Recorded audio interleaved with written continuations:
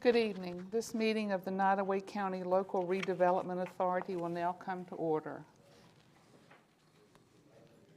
Are there any recommendations or requests for changes to tonight's agenda? No, ma'am. Move to approve, Madam Chair. Second.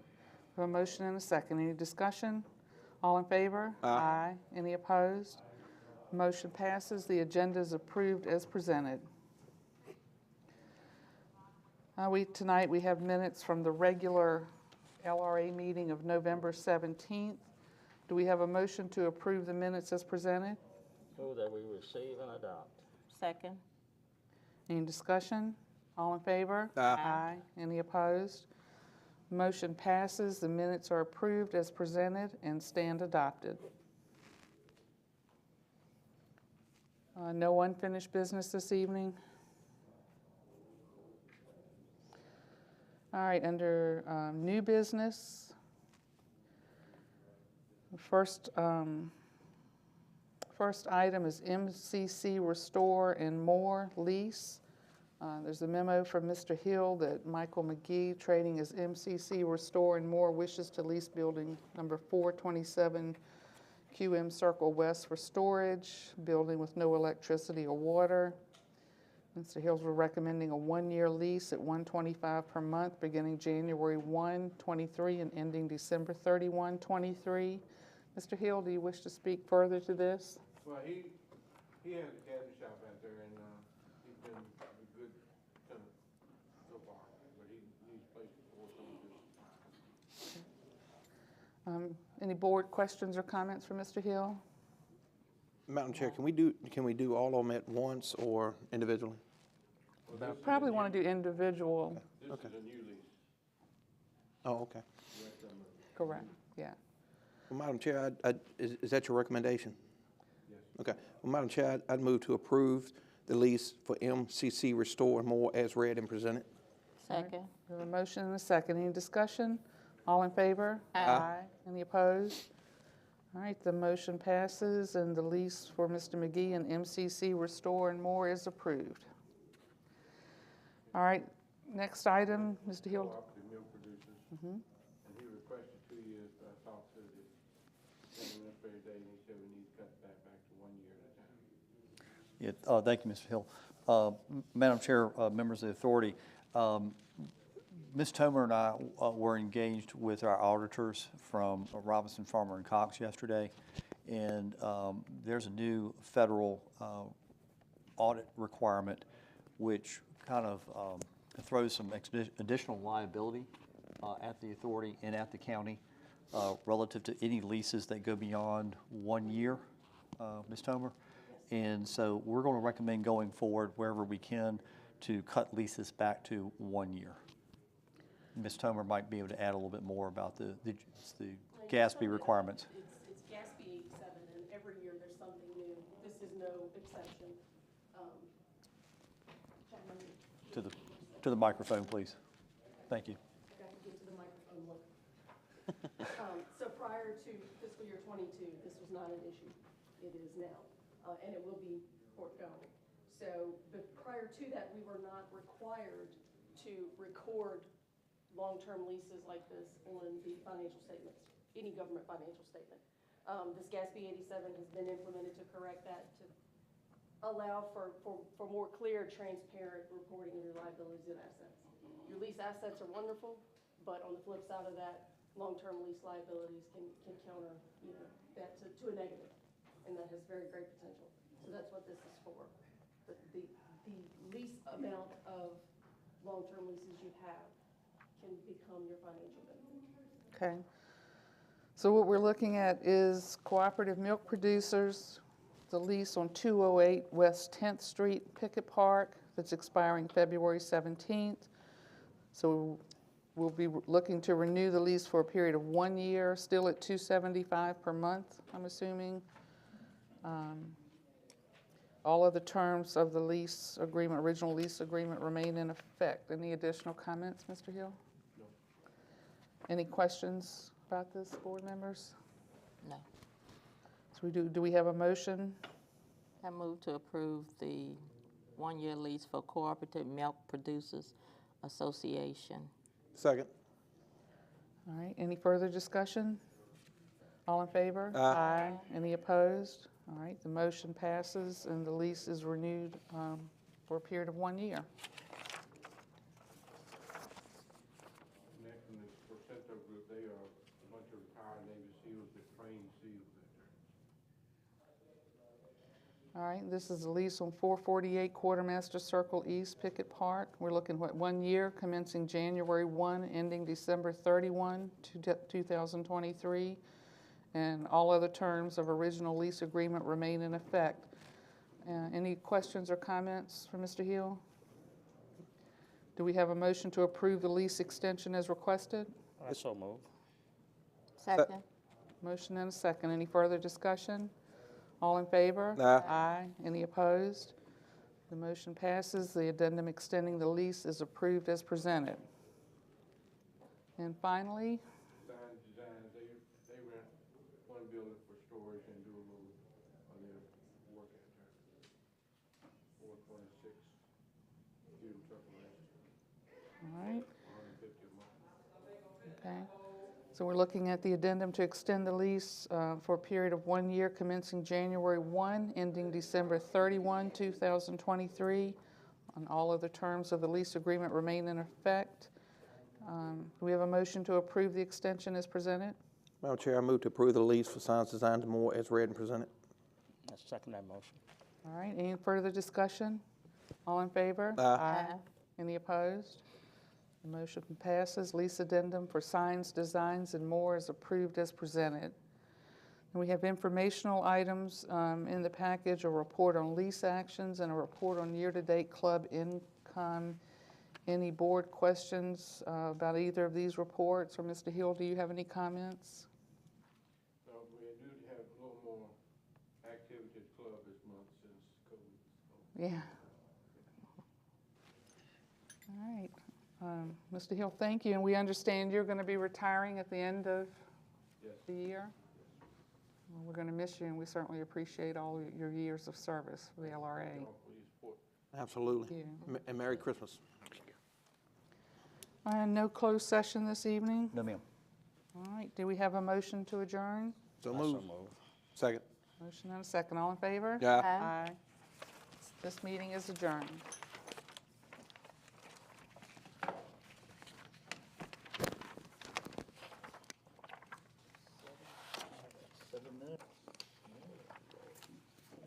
Beating these records, guys.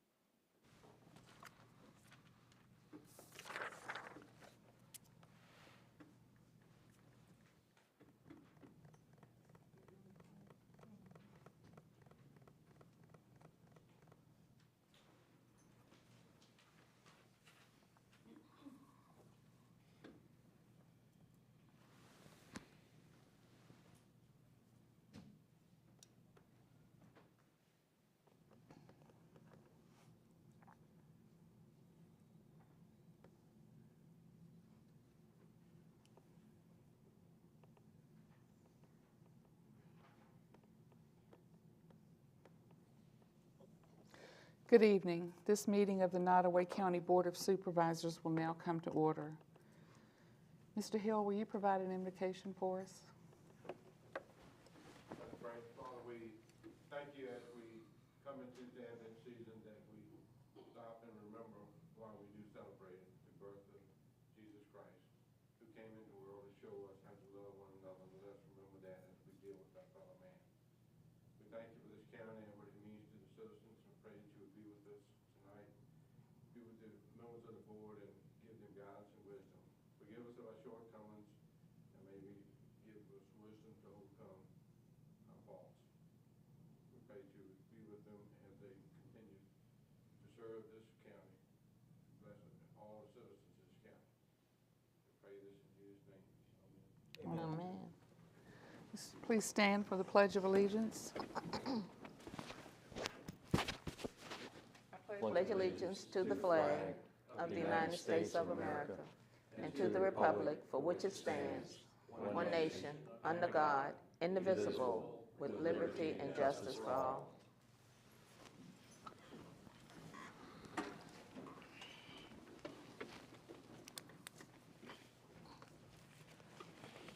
Any changes to tonight's agenda? None proposed, ma'am.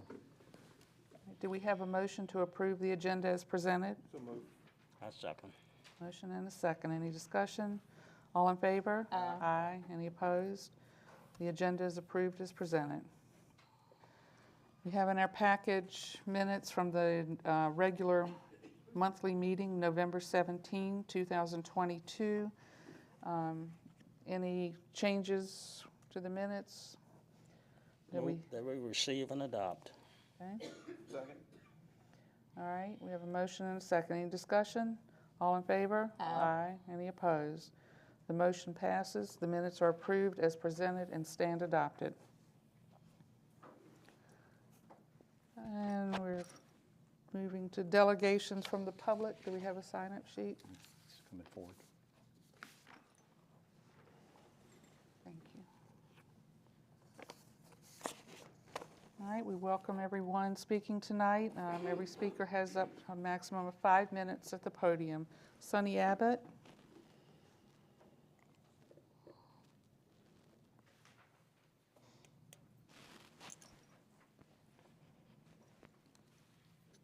Madam Chair, members of the board, Good evening. fellow citizens. In a few days, it will be Christmas. My grandkids will ask me, Grandpa, what do you want for Christmas?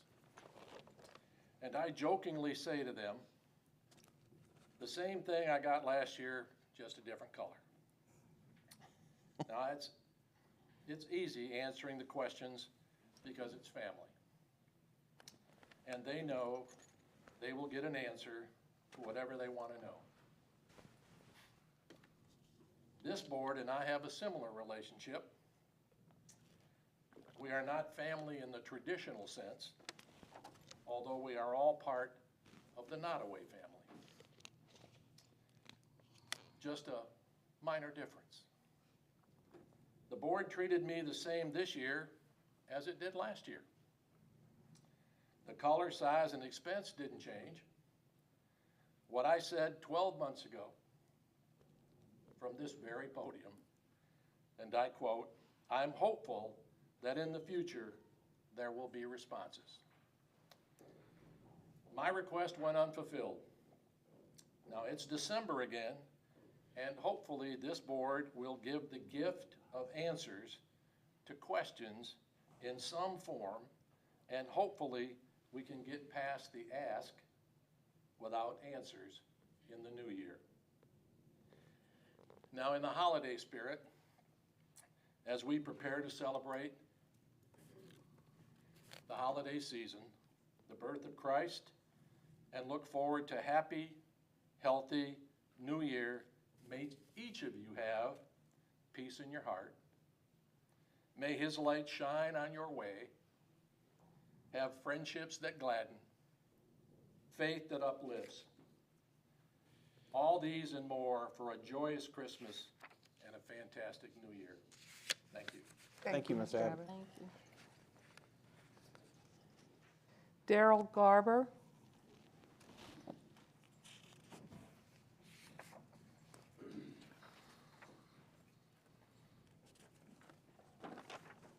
Madam Chairman, members of the board, Good evening. back again tonight.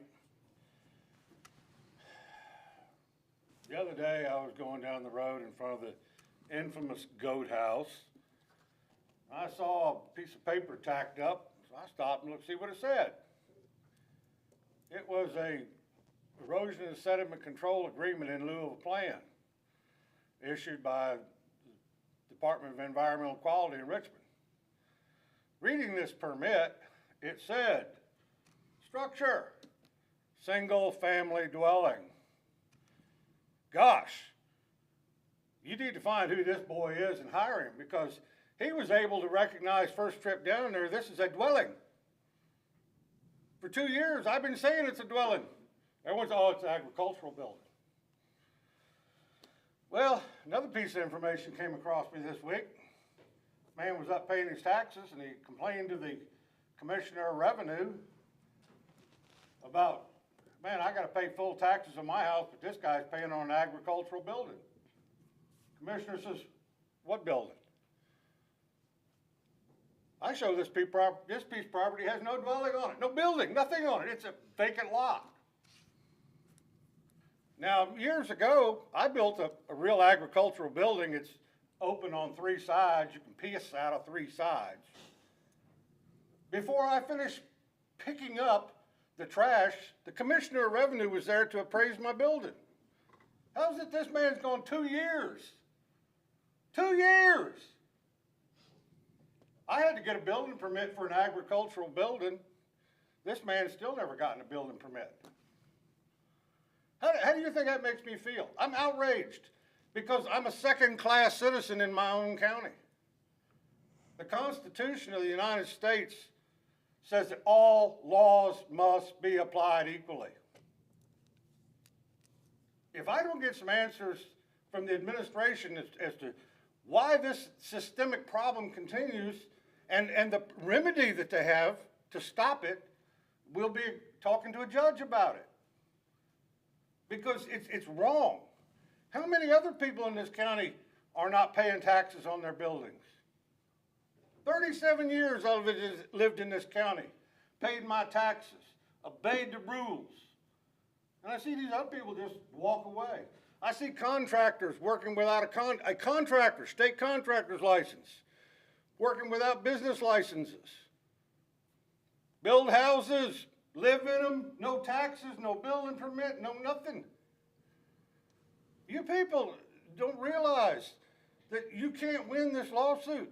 It's unequal application of the law. I find that I've been told, I don't know what's going on, but I've been told that finally a lawsuit against this guy is finally forthcoming 2 years later. But this is wrong. There's a systemic problem in this county. There should be policies and procedures in place that prevent this. How do you think that we, the citizens of Nottoway, feel when they see one person applied this rule and another person applied this rule? I don't know. I've been yelling about this for 2 years. And that's the reason I come to these meetings and yell. Because an attorney advised me that you record these meetings so when we go to court, nobody can say, gosh, I didn't know about that. You knew, because it was recorded in a public meeting. I would like to have the administration of this county contact me. Let's sit down and talk like adults about my concerns that I have and how we can set up policies and procedures to prevent this from happening again. We have zoning, you know, see Mr. Morissette claims that the zoning ordinance is filed incorrectly, it's invalid, whatever. Well, it's invalid because there's a zoning violation that was approved by this county that does not meet its own zoning ordinance. You can't just say, oh, we won't worry about this over there. You don't enforce your zoning there, you can't enforce it over there.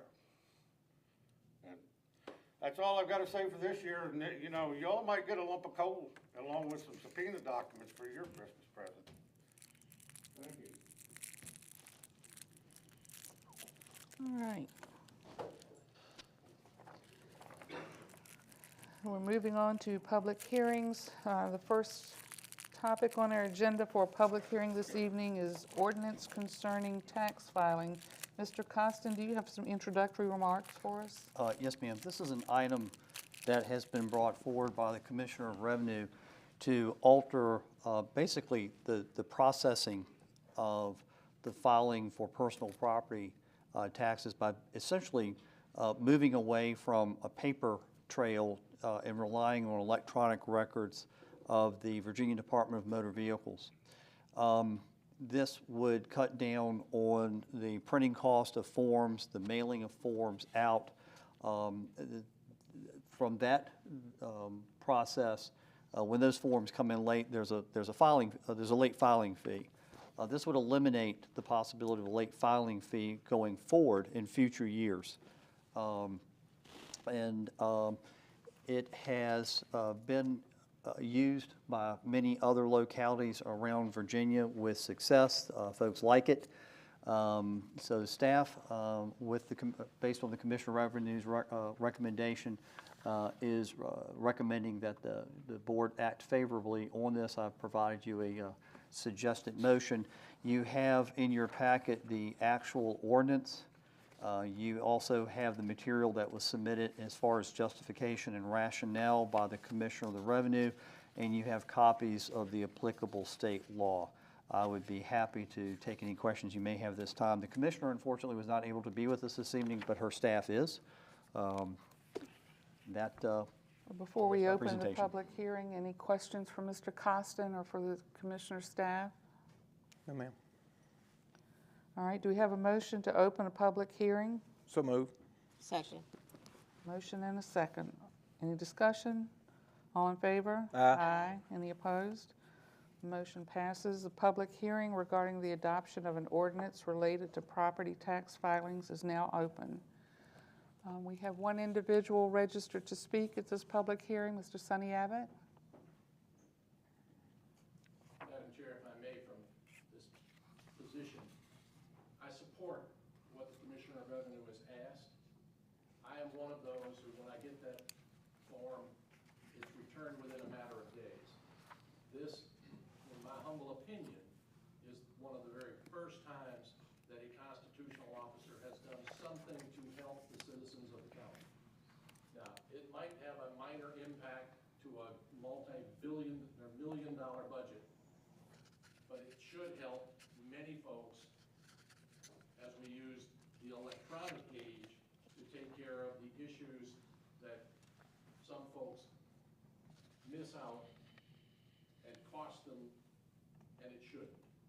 So I know that I had a conversation with the Commissioner of the Revenue about a question or two that I had about it, and she reassured me that my questions would be answered, and she answered them. So I would hope that this board would find favorable her request. Thank you. Thank you, Mr. Abbott. All right, we don't have anyone else registered, but is there anyone else to speak tonight on this topic? Do we have a motion to close the public hearing? So moved. Second. Motion and a second. All in favor? Aye. Any opposed? Public hearing is now closed. So do we have a motion regarding the adoption of the ordinance as presented? Madam Chair, with the Commissioner of Revenue's recommendation and staff's recommendation as well, as a duly advertised public hearing has been held, I move to adopt the ordinance before us this evening titled, "An Ordinance Concerning Tax Filing for Motor Vehicles, Trailers, and Boats," which would allow Nottoway County to move to the more modern, efficient filing of personal property by exception based on the utilization of the Virginia Department of Motor Vehicles records or other duly authorized sources. All right, we have a motion on the floor. Do we have a second? Second. Motion and a second. Any discussion? All right, all in favor? Aye. Any opposed? All right, the motion passes, and the ordinance concerning the tax filing for motor vehicles, trailers, and boats stands adopted. All right, the next item. Now, this does not mean that those who owe for this year will have to pay. this will only take place in '23, if I'm not mistaken. You are absolutely correct. Okay. Absolutely correct. This goes in effect next year. And I agree, because I think trying to back anything up this year would have thrown possibly the Commissioner of Revenue's office and the Treasurer's office into chaos, and plus the budget's been set at this point. So, yeah, absolutely next year. All right. So I'm gonna leave it there. And you know why. Yes, sir. Okay. The next topic for public hearing is redistricting ordinance. Mr. Constant? Thank you, Madam Chairman. You have in your packet this evening a cover memo that also provides you with a revised redistricting ordinance, but for background, I've also included the prior ordinance. You also have a map which is on display here, a smaller version of that map, which delineates the election districts in the 2 polling places that are identified in a more geographic manner. So let me identify the division line in election district 3 is State Route 630, with those persons living south of State Route 630 voting in precinct 301, and those persons living north of State Route 630 voting in precinct 302. Then as it pertains to election district 4, US Highway 460 is the delineation between precincts, with those persons living south of voting, voting are in precinct 401, and those persons living north of US Highway 460 voting in precinct 402. And then those are the 2 most critical changes in the ordinance. There is a third, which is the elimination of this facility as the election district 2 voting polling place. That would then is being determined, the ordinance is adopted this evening, as the Crew Library. And town officials have assured me that the roof repair needed to will be completed in time for November. The provisions that you passed previously were not able to get through the review process at the Department of Elections, the Attorney General's office, in time to meet what we did not anticipate was the special election for School Board District 3. So this was an opportunity to fix those items without being in the rush trying to get prepared for that changeover. And obviously, these districts would take effect for 2023. Be happy to take any questions you have this time. Council, legal counsel has reviewed the ordinance, finds it acceptable, and so staff recommends that the ordinance be adopted. All right, before we open the public hearing, are there any questions or comments from the board? No, ma'am. All right, do we have a motion to open the public hearing related to the adoption of a redistricting ordinance? I so move. Second. Motion and a second. Any discussion? All in favor? Aye. Aye. Motion passes. The public hearing is now open. We don't have anyone registered to speak for this public hearing, this matter tonight. Is there anyone here that wishes to speak for or against? Madam Chair, just a quick question. How will the administration notify the citizenry if this plan is accepted or rejected? Mr. Costin? We will, and let me address that in a little bit more detail. Once the board adopts it, assuming they adopt it, it has to go through that review at the Office of the Attorney General. Once we receive word that he finds no reason, I think correct me, no objection. Certification of no objection, which is specified in the document, then we will notify through the registrar's office. There'll be the sending forward of the voter registration cards will all be updated. That's I believe the absolute legal requirement. Anything beyond that, like a notice in the paper, is not required, but it would be a nice to do. I'll take that as a yes. Okay. It would be a nice to do. Okay. But also, we need a problem with putting those in the. Can you step into the mic, Mr. Reynolds? It wouldn't be a hardship to place a notice in the newspapers, but each citizen affected by the redistricting changes will receive a new voter notification once the redistricting plan is approved by the Attorney General. Okay, thank you. Mr. Abbott, did that answer your question? No, ma'am. Because, well, if it takes 30 to 45 days for that new voter registration card to get there, if a person chooses to run for office, they really won't know what district they're in, if they're in one that's moving, until that notification, they get absolute reassurance of that notification. Madam Chair, if I may, is what you're looking for is the time frame? Yes, sir. You're looking for a time frame? Mr. Reynolds, did you have a response for that? Yes, Madam Chair. To address Mr. Abbott's question, barring anything that I can't foresee today, there wouldn't be an election prior to some primary this summer. I'm fairly confident that those notices would be out prior to any primary election, unless there is some special election that occurs between now and the next few months. Thank you. Madam Chairman, you may wish to have the Still let me answer the question. you may wish to have the council weigh in on, once this goes to the Attorney General office for review, what's been your experience in terms of turnaround from the Attorney General?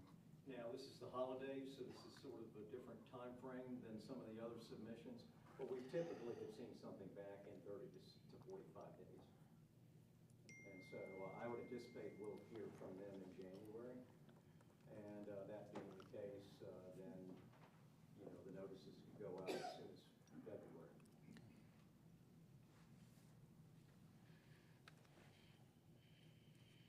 Mr. Abbott, any further? I don't find that acceptable, but all of you are up for re-election. And if you're going to go seek petitions and you have to wait until a formal notice arrives, you might miss out that opportunity to seek for signatures in January or part of February.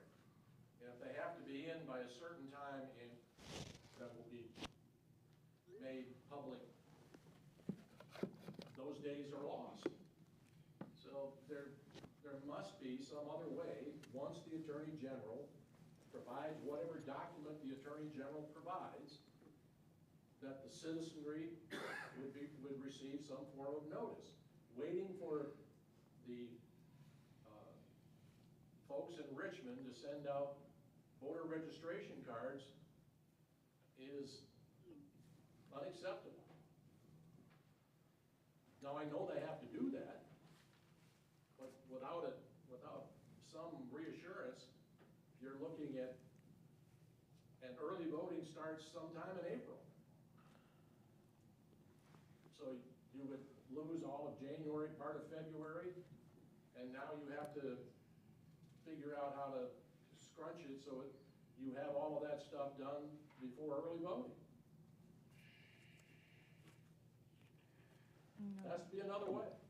Well, Madam Chair, the only thing I was going to say is, and I would ask him and him, is it possible that when we send this in, to cordially ask for the response to be expedited, specifically because it appears to be there may be a primary, there's a local election. I mean, it's just an ask. We have no problem asking for that. Okay. All right, any other comments, questions?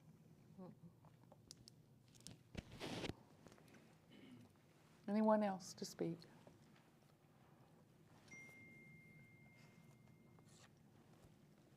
All right, so then we need a motion to close the public hearing. So moved. Second. Motion and a second. All in favor? Aye. Any opposed? The public hearing is now closed. So do we have a motion related to the adoption of the redistricting ordinance that is before us this evening? The suggested motion is in the package. Yes, ma'am. Well, Madam Chair, having met the required advertising for and conduct of a public hearing on the proposed redistricting ordinance and the related map, which this board has given significant time and consideration to, I move the Board of Supervisors of Nottoway County adopt the ordinance before us this evening, December 15th, 2022, titled, "An Ordinance for the I'll spit it out in a second. Apportionment of members of Nottoway County, Virginia Board of Supervisors to establish boundary lines of the elected districts, therefore, to name each district, to establish polling places for each election district, and to establish a centralized absentee voter precinct. I second that motion. All right, we have a motion and a second. Any discussion? All in favor? Aye. Any opposed?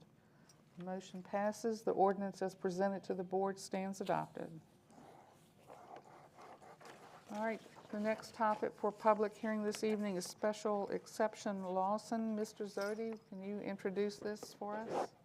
Yes, ma'am.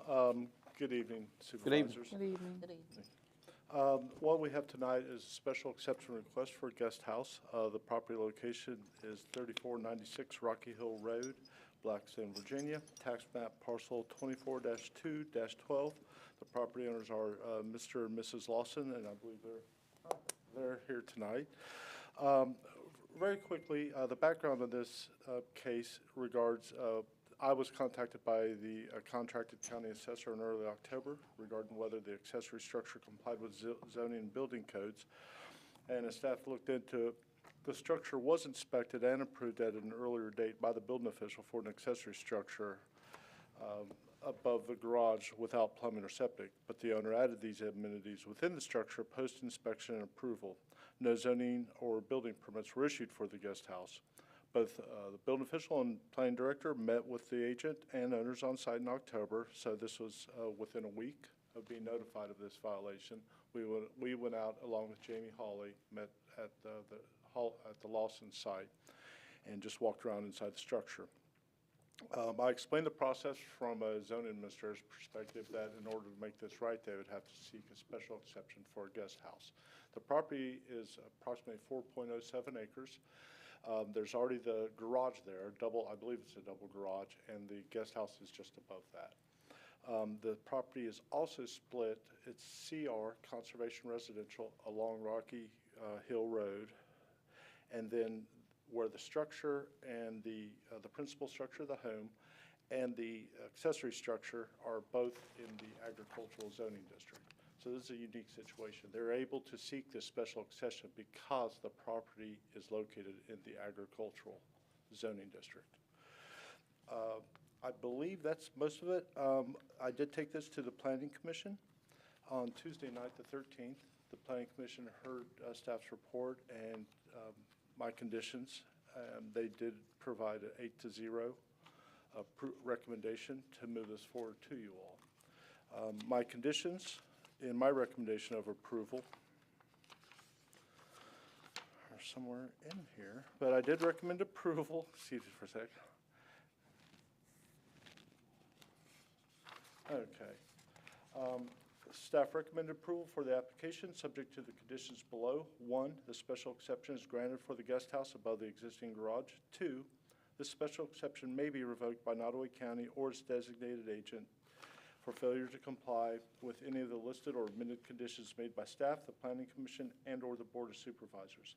Must have septic and well permits issued by the Health Department prior to guest occupancy. Must apply for and receive a certificate of occupancy from the Nottoway County building official. And last, no address will be assigned to the guest house and garage because, for your information, a guest house is for a temporary guest, non-paying guest for a very limited time. So I thought that would thwart further efforts if someone's to claim that as a house. Okay. Any questions for Mr. Zodi? Madam Chair, I do have one question. Under your recommended staff conditions, also listed under number 14 under special exception, the well and septic, are they going to be using the current system that is there? Yes, I believe so. There's a geotechnical report that was submitted by the applicant's contractor, and that was submitted to myself as well as Jamie Hawley. Jamie Hawley acknowledged receiving it and had no further comment on that. All right, and the reason why I asked that then is why we're requiring them to purchase additional permits for well and septic if they're using the That well came site. before I should have added that then. That's my mistake. But they still need to get inspection, and I need to get something in writing from Jamie. Okay, so just so I'm clear, they are not going to be required to get additional permits? They'll have to get the building permit approval. I'm sorry, just the well and septic. Yeah, and I believe that is obtainable, but I'd just like to have a copy for my files. Okay. All right, because, and I mean, because to me, if they're using the current system, Yeah, it's not yet. It still has to be inspected after, if it's approved tonight. okay. I mean, I just don't want anybody having to purchase additional permits if it's not necessary. And it'll be hooked up to the sewer will be hooked up to the existing sewer system. Okay. That's what the geotechnical report recommended. Okay, And the thank you. And the planning commission gave their permission. Yes, they gave it an 8-0 positive recommendation to the board. Okay. And just for the record, I did not have any adjacent property owners nor general citizenry contact me by either email or voice phone. Okay. I would make the motion to do it, but I'm going to ask Ms. Summers to do that for me. We've got to open Public hearing. Yes, after we close it. Yeah. Are there any other questions for Mr. Zodi? Not for me. All right. Madam Chairman, may I ask? Yes. Mr. Zodi, I want to be clear with Mr. Rourke. So the house already has a septic system that they're using. Yes, This is tying in, these guest rooms are tying into the septic system. yes, my understanding. And septic systems are all sized based on bedrooms. So they're looking at a septic system that's sized for the house, for the bedrooms in the house. This could potentially be an additional load. That is correct. And So that's why they're going back to the health department. Right, that's why I want this in my record. And that may be why they have to go back, because they're essentially, they've changed their health department permit from however many bedrooms are in the house to how many bedrooms in the house plus what's in the garage. Correct. Okay. And I'll defer to the owners for that. Okay. If I may, we just heard from a citizen about a lack of enforcement on ordinances. And this is the third case that we've had since I've been here, and we've got a fourth one that we're still working, where people have converted structures without permits. And I think it's that classic thing of folks are coming to us for forgiveness as opposed to permission. Now, I know the Lawsons, I know you've kept me abreast, the Lawsons have been great to work with, and they've been very receptive. Do you think that there's enough in these conditions that will send a message to other folks to, that there should be that there are consequences when you don't go by the rules, when the rules are laid out up front? One thing I would recommend, Mr. Costin, for the board to consider is that one of the things we need to be concerned about is adding to the intensity of that property. I'm not sure how the board would want to address it, but I think we want to discourage it, yet we want them to be in compliance with the code. But moving forward, I think we have to be concerned about the intensity of the use on 4 acres and how it's going to impact adjacent property owners. And so you might consider, not allowing a home-based business or a rural home-based business or home occupation or something along those lines. But you were saying that you thought that by not allowing the guest house structure to have a separate address would be That'd be a prevent deterrent. them from being able to rent it out as an additional structure. That It's is truly correct. a guest house. That is correct. And that's one of the conditions. That's one of the conditions, yeah. So it couldn't be like shop for a bit, Airbnb or anything like that? Is that the case, that they would not be able to put it out as an Airbnb or a regular traditional bed and breakfast or anything like That that? is correct. That is not permitted, so. All right, thank you. Any other comments? Yeah, that would also, excuse me, I'm sorry, Madam Chair, but if they were to do something like that, and I was informed of it, technically they would have to come back to amend the special use permit and go through the public hearing process. Right. Okay. All right. Thank you, Mr. Zodi. You're welcome, Madam Chair. Do we have a motion to open the public hearing related to the Lawson Special Exception Request for a guest house as presented by Mr. Zodi? So move. Second. Motion and a second. Any discussion? All in favor? Aye. Aye. Motion passes. The public hearing is now open. We didn't have anyone registered to speak this evening on this matter. Is there anyone here that wishes to speak? Okay. Do we have a motion to close the public hearing? So move. Second. Motion and a second. All in favor? Aye. Aye. Public hearing is now closed. So now we'll entertain a motion to approve the special, the Lawson special exception request as presented. Mr. Anything else? from No, you? I just wanted to come up for this Okay. and speak in the Do we have a microphone. motion? Also move. Second. All right, we have a motion and a second. Any discussion? All in favor? Aye. Any opposed? The motion passes and the special exception request as presented is approved. Thank you, Madam Chair and members Thank of the you. board. All right, next on the agenda, we have presentations. Mr. Costin, are there any employee recognitions this evening? We have just a few. I will note that Mr. Hyde, who received his pin the first night that he was announced, has completed 1 year. Mr. Rodney Reynolds, General Registrar, has completed 1 year. Mr. Reynolds, do you have a lapel pin? Okay, just want to double check. And Connie O. Akers, a lodge housekeeper at the LRA, has completed 1 year. We also have Miss Emma B. Edmonds. She's not with us this evening. She's also a lodge housekeeper at the LRA. She's been with us for 15 years. Oh, nice. That's all we, and I'm sorry, I have one to add. And I should have done this at the LRA meeting. Shane Hawkins, if you would please stand. Shane Hawkins will be stepping into some very, very large shoes of Mr. John Hill out of the LRA. He's been shadowing John for the last few days, and with Mr. Hill's retirement, he'll be our point of contact out at the LRA. I think he met you all Yes, sir. during the break. Welcome, Mr. Hawkins, and congratulations, everyone else, on your work anniversaries. All right, we have Dr. Michelle Ebright from Crossroads with us this evening for a presentation.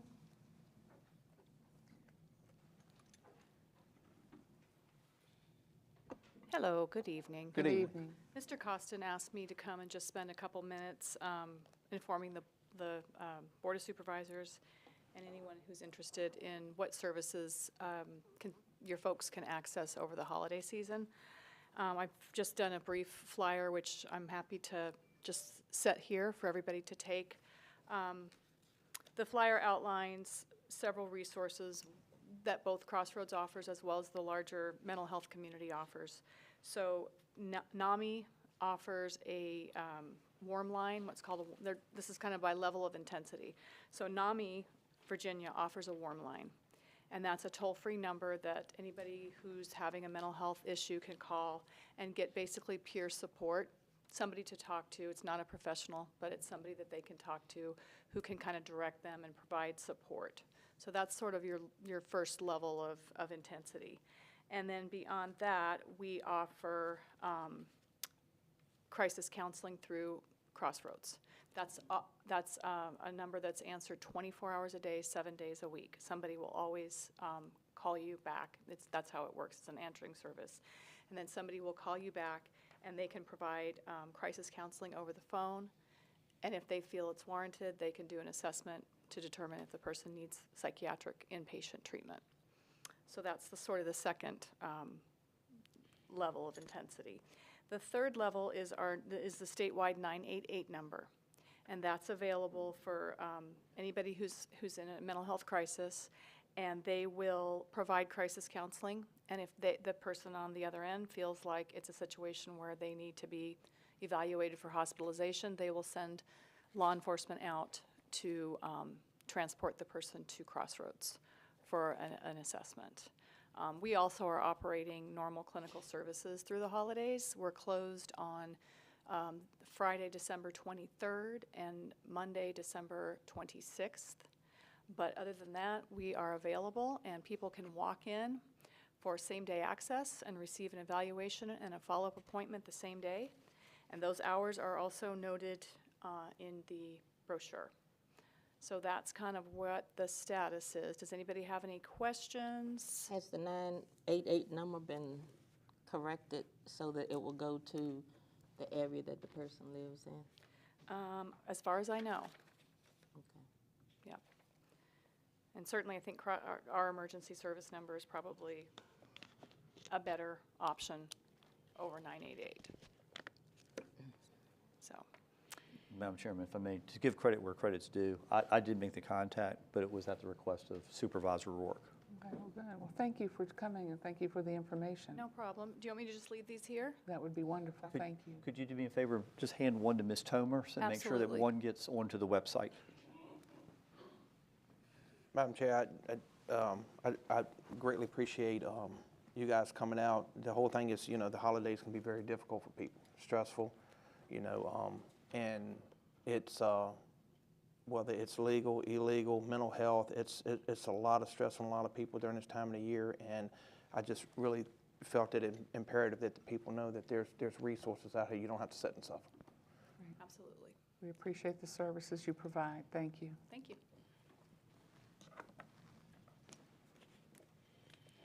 I want to recognize the director of Crossroads also, Dr. Moore is in the audience. Nice to see you, Dr. Moore. Thank you, too. Thank you, Doctor. Okay, so we're going to move on to department reports. Ms. Bryant, we have Diana Bryant, Assistant Residency Administrator for Virginia Department of Transportation, is here this evening.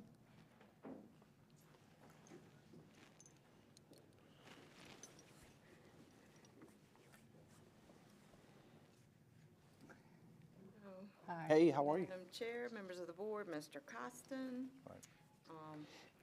I don't know if you all noticed when you came in this evening, but the Route 460 bridge is open. Yeah, good to see you. Yes. We did the final acceptance on that yesterday. So I know that's been a long time coming, and I was excited to say, yes, I can say that at the board meeting on Thursday. The cursory residency review that we did at the request of Mr. Rourke, we are forwarding that to our traffic engineering section for possible additional signage. So as soon as that comes back, we will forward the results of that report as well. Thank you so much. Yes. It looks like the steel has started to be fabricated for the bridge on Route 46, so we are moving along with that. We're still looking for possible mobilization in January. So as soon as I get information on that, I will let you all know that as well. And as I've said in the past, before that bridge is closed, there will be message boards out there to advise the citizens a couple of weeks ahead of time before it's closed. We also got a request for a review on Crepe Myrtle Road. We've also referred that to traffic engineering section at the district for that review. And sometimes when they go to the district, because we're going into a bigger pot, it can take as much as 90 days for those reviews. So, but I will update you as soon as I get those reports.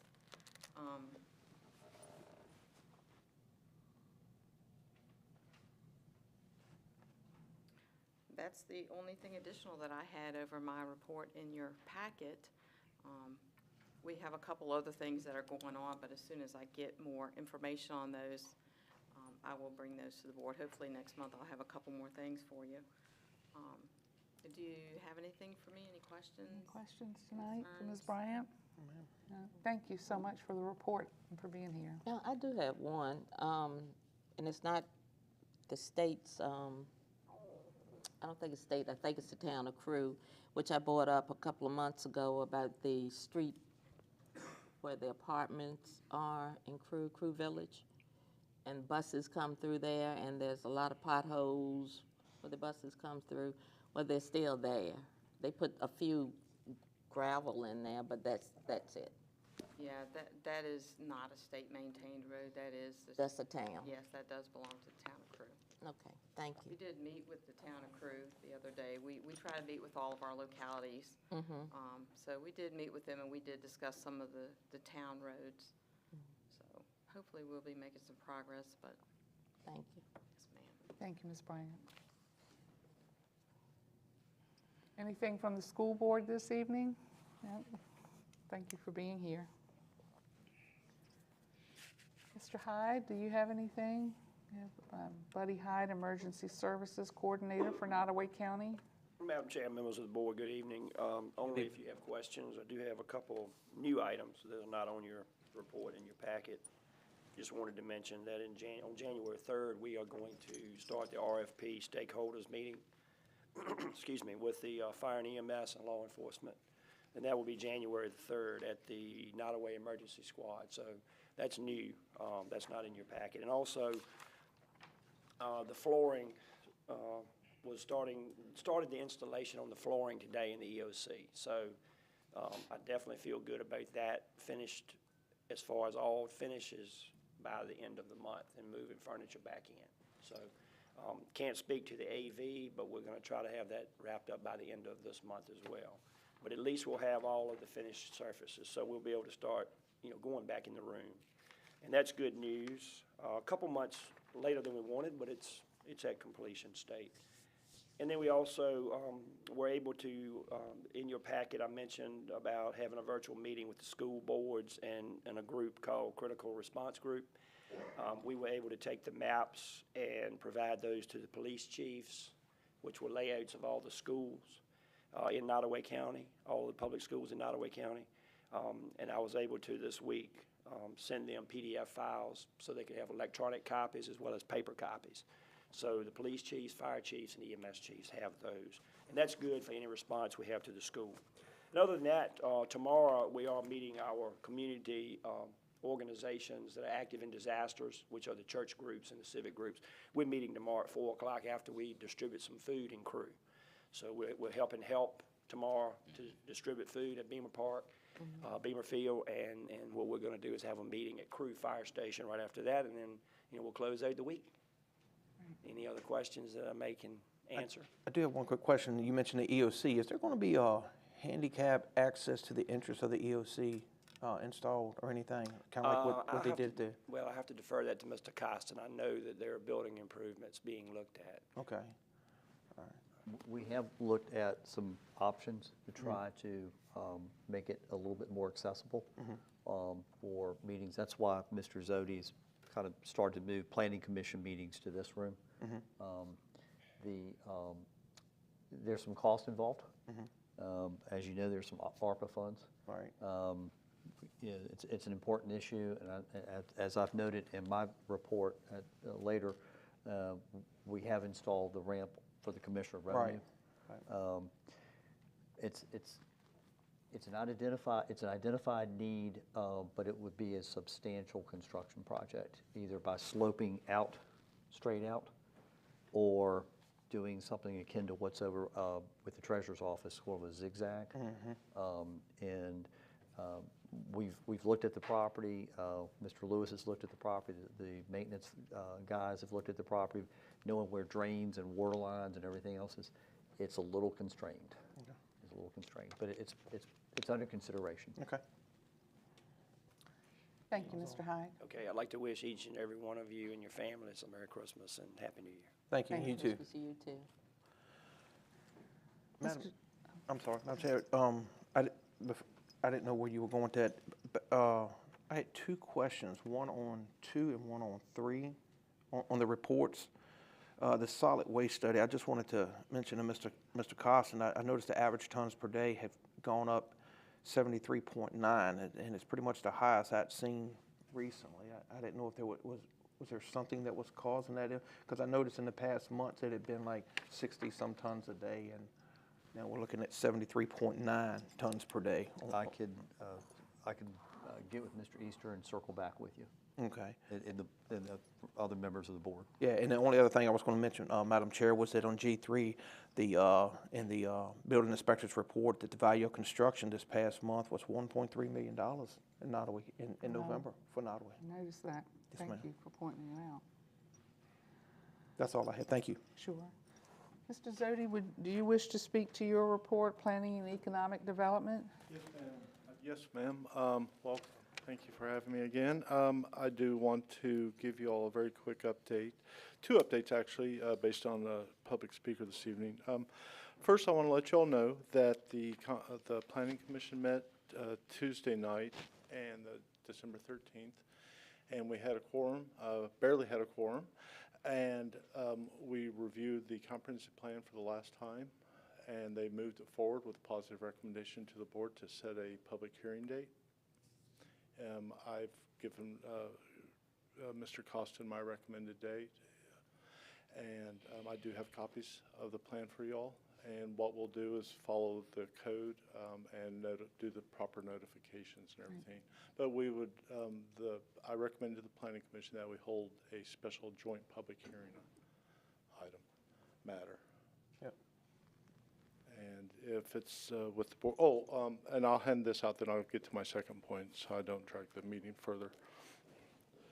What I'm handing you out is a comprehensive plan, and Todd Fortune, who I can't thank enough for his professionalism and his hard work on this project, he made some changes, some minor changes that the Planning Commission agreed to.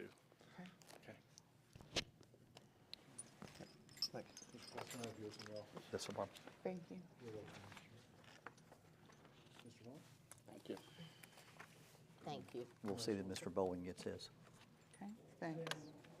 I would recommend, it's okay. No, Mr. Well, Costa? yeah, Madam Chairman, members of the board, well, we've got some date issues to address, and I don't know if you want to address them now or later in the meeting, where we do have on the agenda setting the organizational meeting for 2023. But VACO has its legislative day on the 19th. What you did last year was you moved your meeting back 1 week, and if you followed the same practice this year, that would be the 26th. What Mr. Zodi and I, Ms. Tomer, discussed, looking also at the proposed draft budget calendar that's at the back of my report, is that we set a joint hearing with the Planning Commission on the comprehensive plan for the 25th. So that would be a Wednesday night, the 25th, public hearing on the comprehensive plan, and then the 26th, your regular monthly board meeting. We kind of need to know a date because we have to kind of figure these dates out because we have to advertise the 25th. But Mr. Zodi, you've got 4 pending zoning cases. Three, for actually, yeah, one didn't make it in. Okay, 3 cases for next month, which also have to be advertised. So if we're moving the date, we have to adjust those advertising dates. That's correct. I'll lay those out for you now. You can take it up now, or you could take it up later in the meeting when we're looking at setting the special date for your annual organizational meeting. And Madam Chair, if I may, one last thing, just to address the previous speaker. I did send out a notice of violation in November, I believe, and I met with the property owner last Thursday along with the building official and laid out what he had to do to not be a dwelling unit, because the zoning ordinance is very definitive on what counts as a dwelling unit. One is kitchen, bedroom, and then basically that's most of it, and then closets and stuff like that. Honestly, the kitchen is the one that hangs me up, and so what I did, Mr. Lewis and I worked together on this, was tell me he had to remove the stove in the kitchen and remove the sink and the faucet and disconnect the kitchen plumbing and cap it off on the ground floor. He'll still have access to the bathroom because some barns have bathrooms and showers, and that's a reasonable accommodation before he can initiate construction on a single-family home. The building permit has been planned for that. One last thing, we never issued a building permit for the goat barn. Goat barns are typically, or agricultural structures are typically exempt from the building code. So I just want you all to hear what it is, and I'll be happy to bring documentation in next time. But that's all I had for you all. All right, I guess we're back to the dates, so for the 25th and 26th. I'd be good if y'all are good. That's good, as long All as right, it so the fits. board wants to move the regular third Thursday, which we'll address at the organizational meeting, from the 19th to the 26th, but the night before, the 25th, that would be the date for the Planning Commission public hearing, joint public hearing with the Planning Commission on the comprehensive plan. For All right, for so let's go 7. back. The 25th is going to be the joint meeting. Joint hearing, joint hearing. with the Planning Commission At 7, please. at 7? Yes, please. Okay. And what have you scheduled for January 26th? If you wish to move your regular date to accommodate attending the VACO Legislative Day, what you did last year is you moved it back a week. Or we move it To the 20, to the 26. 20? It's 26. 26. Oh, okay. That's fine with me. That's, all right. Everybody good? with And that? those would be the regular times, 6:30 for the LRA, 7 o'clock for the Board of Supervisors. Then how about the 25th? Do you know the time for that? Well, Supervisor Simmons asked for 7. 7 o'clock. 7 o'clock, okay. Mhm. All right. Just scheduling, do we have to vote on this?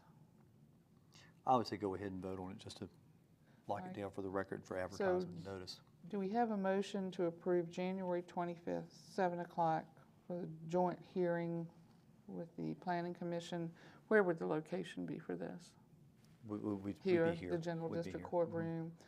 And January 26th for the LRA and regular monthly board meeting, LRA beginning at 6:30, board meeting 7 o'clock, also here at the, in the General District Courtroom. So moved. Second. Motion and a second. Any discussion? No, ma'am. All in favor? Aye. Any opposed? All right. Thank you very much. Thank you all very much. Organizational meeting, what day is that? We haven't set. We haven't gotten it yet. It's coming up, yes, sir. Any other representatives from departments that wish to speak this evening? Okay. We'll move on to constitutional officers, reports and comments. Sheriff Jones, anything from you tonight? Thank you. Thank you. Ms. Watrous, anything from you? I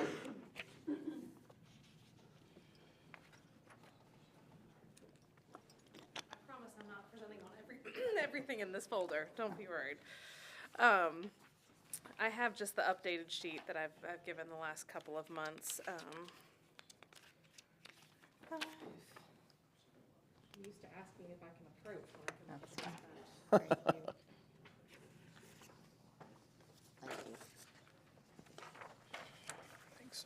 I'm fairly consistent with past months. Thank you. My office is working with our case management system to be able to get some better numbers to reflect just our actual office cases. Because as I mentioned before, those are case filings. As of this afternoon, cases that we have opened, so it doesn't mean they are still open, but it means that we received an open day file in this calendar year from January 1st through December 15th. We had 548 cases in total. Does not mean they're all still open, and we could have ones from previous years open. We also, right now, have the ability to do a report on felonies versus misdemeanors. That report came up with a different total. We think it's because there are some charges that are not qualified within our system, or they're not qualified as felony or misdemeanor. So it was 72 of the cases were not included in that. But interestingly, it works out to about 1/3 felony cases, 2/3 misdemeanors. And if you'll recall from my previous presentation, the state staffing standards are based off of our felonies. So that's based off of 1/3 of the cases that we have. Those staffing standards, if you recall, are basically 2.53 attorneys. We're basically there. We have 2.6. Interestingly, and again, they're based just on felonies. For administrative support, it is for 1 admin, and it says we need half of a paralegal position. So at this point, the office is fully funded to handle misdemeanors, or not misdemeanors, excuse me, fully funded to handle felonies for attorneys, but not quite fully staffed even for admin for just the felonies that we do. We have been doing misdemeanors, but we are starting to get underwater with a number of cases and files. So I just wanted to present that. I'm hoping the board will at least enter into discussions with whether or not we may be able to fund those additional positions for the office. And I'm here to answer any questions that I can. I'm hoping going into the new year, I'll be able to present a report to the board each month with how many cases the office opened that month and the types of cases. We don't have a consistent categorizing method. So I'm going to start that with the new year, because we will then be categorizing cases as, is this an assault case, a larceny case, a drug case, and we'll be able to have an idea of which types of cases most of our workload is on as well. Any questions for Ms. Watrous? Yeah, well, Madam Chair, I do have something. All right, well, clearly, I stand by my comments last month who want to support Ms. Watrous' office to make sure that our good citizens are not, can be represented in a time when they may be in a court setting with a misdemeanor charge, you know, which is nerve-wracking in itself, against a hardened criminal who may have a free defense attorney. I fear that it may put our citizens in a situation where they may not come forward and press charges if it's a misdemeanor on an act of violence against them or some other crime, where they may feel like, well, we don't have representation, so let's not do this, which would actually encourage criminal activity. That is a no-brainer for me. Something I thought, and I have not done the math on this, but I think I'm close. Now, and I do not mean this to be disparaging, it is what it is. The cost to fulfill her request, I believe, and this would be fulfilling her request, which would put her at essentially 5.5, because right now it's currently 3.5, correct? Correct. So to add the two, I believe the cost per hour to fund the 5.5, which is adding the 2 positions, I believe the rate per hour is cheaper than what the county's paying for the county's attorney. Now, that is not a knock, in no means a shape. I mean, that whole process was done appropriately. But I just thought to compare apples to apples, you know, the county's attorney, which is public record, the county attorney is $3.75 an hour, and I'm only basing this on per hour. They only charge when they're doing something for the county. So that's neither here nor there. But in comparatively, our good citizens are put at risk for less per hour. Now, if I'm presenting that right, if you let that soak in, it becomes very concerning. And like I said, I have not done the full math, but I believe if we add that up, I may be right. So I would ask at this point if the board could give a consensus at least for the staff to see if we could find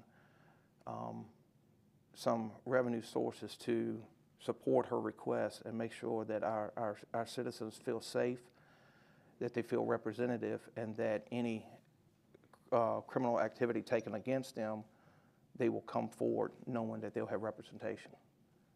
That's just how I feel right now. Are you making a motion, Mr. Rourke? If we could get a consensus, because I think, I don't know that we need a motion. I'll gladly make a motion if we need that. I think the most important aspect here is to find out where we can get the revenue from. Because would I be misstating this if I said you needed this yesterday? You would not be misstating. We are doing all that we can and working hard to not have to stop doing misdemeanors, but it's getting to a point where it's not fair to my staff, and I am starting to worry that we may start putting our ethical duties on the line to be adequately prepared for cases if we continue being involved in all of the misdemeanors. And I appreciate you saying that, because that is something I had not given any thought to, and that is definitely another major concern. Again, right now we're working extra hours and doing that to not do that, but it's not feasible in the long term. We will not keep people. All right. We will be going to Richmond for Legislative Day, and VACO has taken the position that they want to support you all. So we're going to talk to the legislators about that. And I think we go, what day is that? It's the 19th. 19th, yes. Okay. In response to that, if they'll pay for it and send the money down, that is always the best option. I agree with you, Mr. Vaughn. But what I also think that is important is that if there is no options, like the governor's budget dropped today, there may be some information in there we don't know yet. And if they put more money, hey, great. But if not, I still think that, and this is, I'm just speaking for myself, I just feel like that we have a duty to sponsor this request for the health, safety, and welfare of the citizens, and that's the reason why I was wondering, even though we have that opportunity at VACO, can we still ask staff to see if there's some way that we can find some revenue that may be available if there's nothing from the coming forward from the state? Madam Chairman, if I may. Yes. I think with the fact that we've moved the meeting date back from 19 to 26, that gives us another week. We should start to see mid-year numbers coming in for both expenditures and revenues. And we can kind of see, okay, how do the books look? Right. I want to wade into that landmine field of personal property. We have estimates on how much we might get with the reduced rate. Clearly, had the rate been higher, we probably would have had a little bit more comfort level on some additional revenue. But until we can crunch numbers, and the midway point is generally where you start your budgeting process for the next year in terms of projecting out how you look for that year and make adjustments on the next year. We're going to be doing that anyway as part of the budget process, kicking off the budget process. So we'll just roll this item to the top of the list. That sounds good. If that's okay with you all. Yeah. Yeah, great. Thank you, Ms. Watkins. Thank you, and I have a Merry Christmas and Happy Holidays. You too. Thank you. All right, there's no unfinished business this evening. Under new business, we have organizational meeting date. Mr. Costin? A very short memo. Staff recommends you set January 3rd, that's a Tuesday, at 7 p.m. This location for the conduct of your annual meeting. And as with the past years, the primary purpose will be your organizing and selection of a chair, vice chair, as well as setting the date, time, and place of regular meetings. All right, Yeah, okay. we need a motion for that as well. Of Right. So move. We have a Second. motion, a motion and a second to set January 3rd, 7 p.m. here in the General District Courtroom for the board's annual organizational meeting. Any discussion? All in favor? Aye. Any opposed? Motion passes. Next, delinquent tax auction. Mr. Costin? Yes, ma'am. We have the results of a delinquent tax auction from Ms. Myatt, the treasurer. One piece of property received a bid of $1,000 from Marion Harris and Oliver Vance. This property is identified as tax map 50A26-4-A-64A, located in the town of Blackstone. Since it's been through the process and this was the highest offer, staff would recommend you follow the treasurer's recommendation and go ahead and accept this bid and put the property back on the tax rolls. Okay, any questions? Do we have a motion related to accepting the $1,000 bid from Marion Harris and Oliver Vance on the property identified by Mr. Costin? So move. Second. Motion and a second. Any discussion? All in favor? Aye. Any opposed? Motion passes. I and the believe he died. I think that's Andrew Oliver. motion passes. The board approves acceptance of a $1,000 bid as presented. Next item on the agenda, we have consent items. Ms. Tomer? Madam Chair, members of the board, you've all been provided the consent items. They're in your package. They consist of the county's November expenditures for all funds, 2 budget adjustments for the school, and if I may deter here for a second, I did ask Assistant Superintendent Martin, who is here tonight, if there's any additional questions, to help me with a brief description of those 2 grants. The $150,000 middle school improvement grant is to be used for additional targeted support and interventions. Funds will target professional learning for school staff centered around reading and math supports, additional materials and supplies for use in the classroom, out-of-contract supplemental pay for teachers, and the development of aligned assessments to measure student learning and progress. And the second, for $195,486,000, is a school security grant to provide enhancement to the safety and security at all schools within the division. Funding will upgrade all cameras within the division and allow for electronic card reader systems to each of the schools, which can be managed remotely for access by school staff. You have a budget adjustment for the library from the Dorothy Lewis Kyler Foundation for $6,000. A budget adjustment for the Commonwealth's Attorney, a training reimbursement from the Virginia Criminal Justice Foundation for $2,743.94. A budget adjustment for waste management. We have insurance proceeds relating to an August thunderstorm that lightened and damaged our equipment, $6,493.77. Another budget adjustment for the library in the amount of $200 from the Dolly Parton Imagination Library funding. You have two refunds, one for a building permit fee where duplicate permits were issued for the same job, and one for a regular solid waste customer that the county had that is no longer hauling to our facility and had an existing credit on their account. Any questions for Ms. Tomer? Madam Chair, I do have one on the number 8, the refund for the building permit fee. I just want clarification. I hope I can give it to you. Okay. Did the individual purchase this prior to getting the job? In other words, I guess what I'm saying is, if someone comes in here and purchases a permit and with the expectations of getting a job without a contract, are we obligated to return those funds? It's my understanding, and I don't know if Ms. Kelly can help clarify it all because she does have some knowledge with the building permits.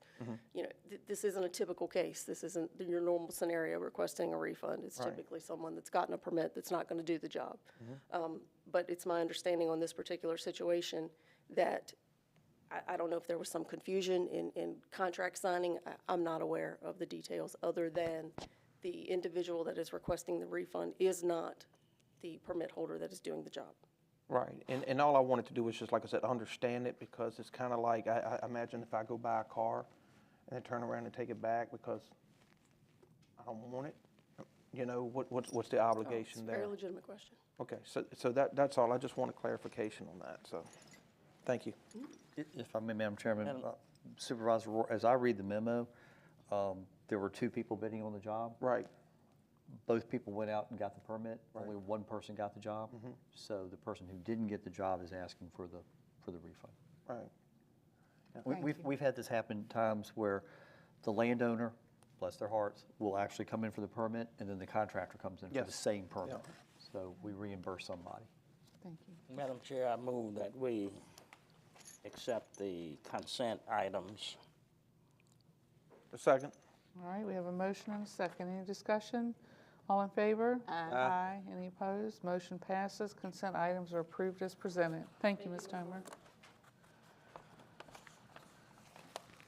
All right, so we'll move on in the package. We have under correspondence and information items, CRC, November 2022 items of interest, sales tax receipts, and Nottoway CARES update. Any questions, any comments, Mr. Constant? No, ma'am. All right. Mr. Constant, we'll move on to the county administrator report. All right, thank you, Madam Chairman. Members of the board, very quickly, I have done one presentation, speaking engagement. It was very nice, great breakfast at Ware Chapel. I spoke to the reassessment in the public safety communication system and took some questions on a variety of topics. I also attended a meeting of the Community Management and Planning Team in response to the resignation of part-time Comprehensive Child Services Act Coordinator Hope Hodgkins. I'd like to extend my deep gratitude to the Department of Social Services. They are stepping in to keep that program moving, and we will certainly take up this issue of the position during the budget preparation. I'm hearing a great deal about the need for a full-time position as opposed to a part-time position. We had been asked in earlier November to set aside some time at this meeting for a presentation on Madeline's house. Subsequently, we were advised that that facility is closed.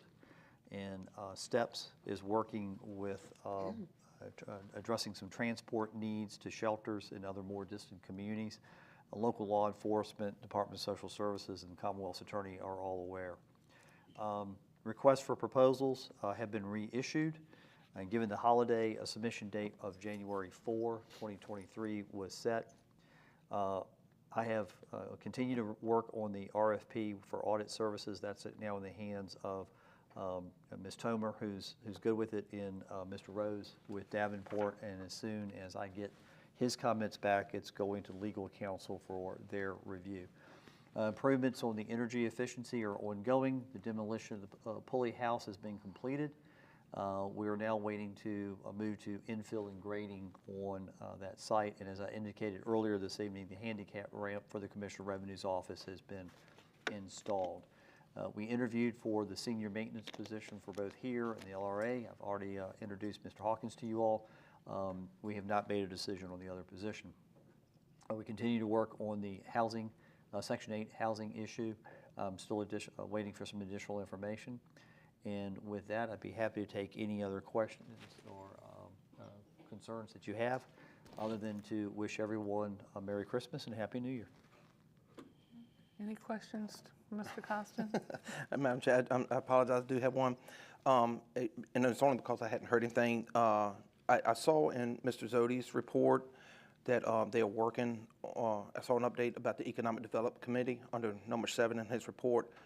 And I just want to ask you guys, is it moving like you want it to, and is there a time frame to reestablish? Is there anything y'all need from us? We're continuing to work through it. We have, again, our proposal is going to be, I like to say, well thought out. Right. That you move to perhaps an authority.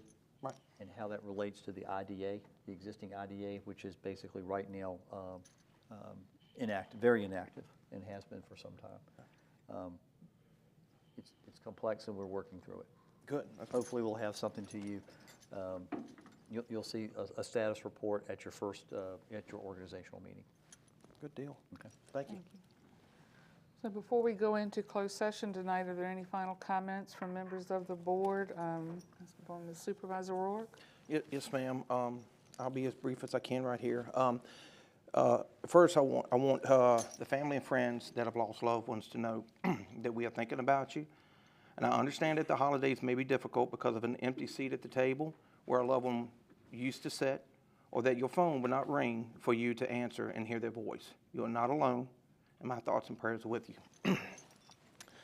I am very blessed with family and friends, and with wonderful work customers, and with also the opportunity to serve the citizens of Nottoway County. But every once in a while, someone comes along, I apologize. Someone comes along in your life right when you need them, and that someone for me is here tonight. There are times when I needed guidance, decorum, or civility, and the ability to be patient when dealing with local government. I want to thank them publicly because the time they have given me has helped me be a better person and a better supervisor for the citizens of Nottoway. I will always be grateful for your time, wisdom, and leadership. I met you here, but I now have another lifelong friend. Thank you, Madam Chair, Supervisor Lynn Shelkerton. To all board members and staff, Merry Christmas and Happy New Year. And to all citizens of Nottoway, Merry Christmas, Happy New Year, safe travels, and make some great memories. Thank you. Thank you, Mr. Rourke. Ms. Simmons? Just want to wish everyone a Merry Christmas and a Happy New Year. Be safe. Thank you. Mr. Vaughn? Just don't eat too much turkey. Merry Christmas to everyone. All right. Do we have a motion to enter closed session? I move that the Board of Supervisors of Nottoway County, Virginia, adjourn into closed meeting pursuant to Code of Virginia 2.2-3711 A8, for consultation with legal counsel employed or retained by Nottoway County regarding specific legal matters requiring the provision of legal advice by such counsel, specifically regarding water services options 2.2-711A7 for consultation with legal counsel, and briefing by staff members of consultants pertaining to actual and probable litigation. Where such consultation or briefing in open meeting would adversely affect the negotiating and litigating posture of the public body, specifically regarding land use, regulatory enforcement, and 2.2-3711A1, assignment and performance of Pacific County employees, specifically relating to personnel matters now pending in county administration. Second? Have a motion and a second. Any discussion? All in favor? Aye. This meeting will now enter closed session.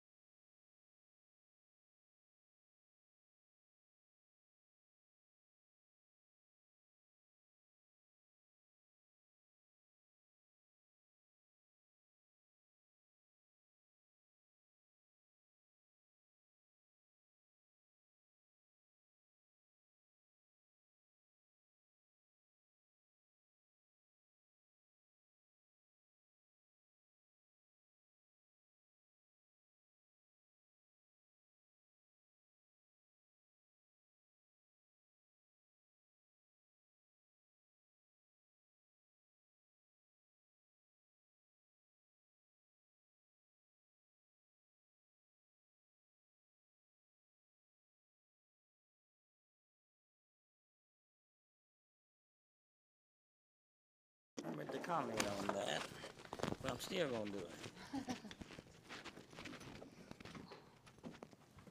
This meeting will now reconvene in open session. Mr. Rourke, can you provide a motion for certification? Yes, ma'am. Madam Chair, whereas the Nottoway County Board of Supervisors has convened a closed meeting on this date pursuant to an affirmative recorded vote and in accordance with the provisions of the Virginia Freedom of Information Act, and whereas Code Section 2.2-3712D of the Code of Virginia requires a certification by this Board of Supervisors that such closed meeting was conducted in conformity with Virginia law.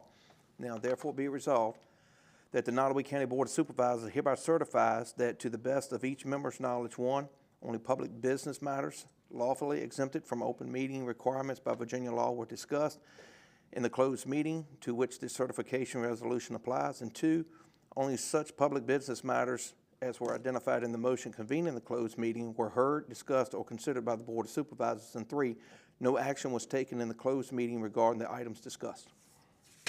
All right, so we have a motion for certification. Do we have a second? Second. Any discussion? Mr. Constant, will you roll call the board? Yes, ma'am. Supervisor Rourke, do you so certify? Yes. Supervisor Simmons, do you so certify? Yes. Supervisor Vaughn, do you so certify? Yes. Chairman Shackleton, do you so certify? Yes. Madam Chairman, the vote is 4-0 with one absence. Thank you. Miss you, Steve. All right, do I have a motion to adjourn? So moved. Second. Motion and a second. All in favor? Aye. Aye. This meeting is now adjourned.